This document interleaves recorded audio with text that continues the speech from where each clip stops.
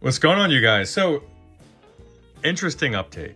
Not a technical one, but a historic one for this 1961 Showman. And Mel, forgive me for butchering the information that you had relayed. And we had discovered this together as one of your bandmates swam by the channel and saw that video that I posted about this thing yesterday.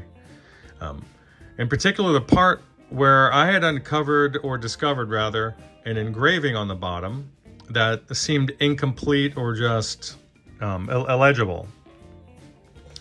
Some dude was wielding a rotary engraver, and it looks like it sort of ran away on him. And as they often do, those things are pretty unwieldy. So I just took a simple number 2 pencil, and I just went through the faint grooves of the lettering and discovered something really interesting, thanks to Mel's bandmate. So where I had read the shill, his bandmate had realized something. It actually says the shillings,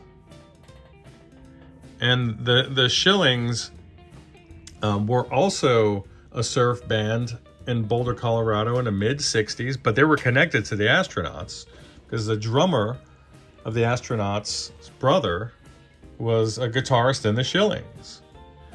And in the mid-60s, Fender gave the Astronauts their new blackface amps, I think in 64, and the Shillings got rid of their blonde stuff and either gave it or sold it to the Shillings.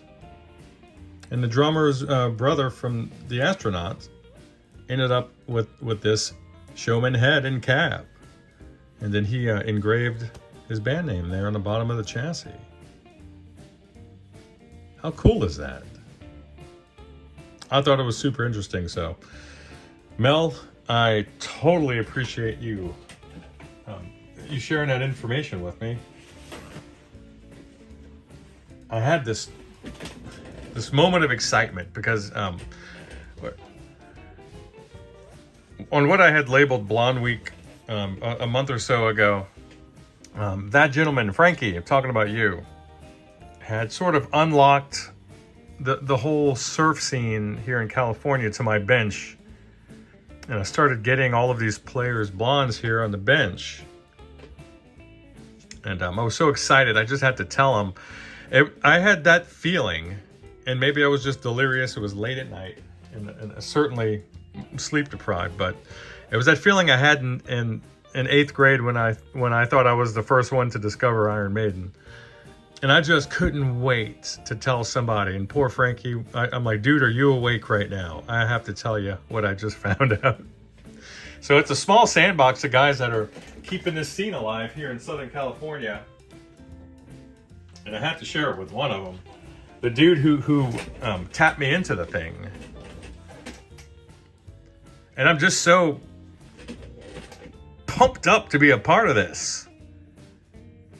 It just totally breathed new life and reinvigorated my spirit, because I've been under a lot of pressure with family stuff. And I'm just so absolutely grateful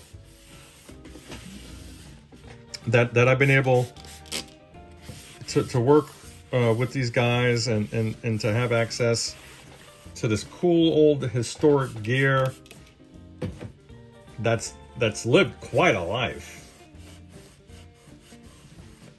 I mean, this gear has seen it all. Literally. Beautiful. So there it is, just as she was. How cool is that? The shillings, ladies and gentlemen.